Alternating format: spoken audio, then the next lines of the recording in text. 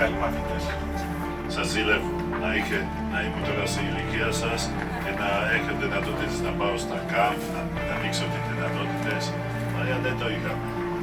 Και έχουν ταξιδέψει και παιδιά από άλλες χώρες για να έρθουν εδώ πέρα. Βρέθηκε στην ποδοσφαιρική μας ζωή και ο Τόνι, που είναι από τη Γερμανία, είναι ο Γερμανός, είναι από εδώ γεννήθηκε, έτσι, εδώ γεννήθηκε.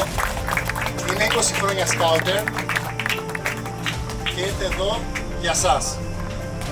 Ο Γιώζεφ ήρθε εδώ για σας.